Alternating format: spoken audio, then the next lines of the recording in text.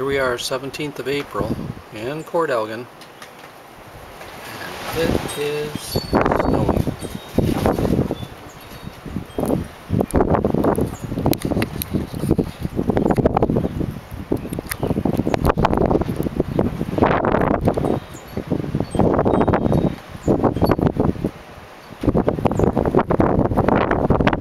There's a hot tub in my creek.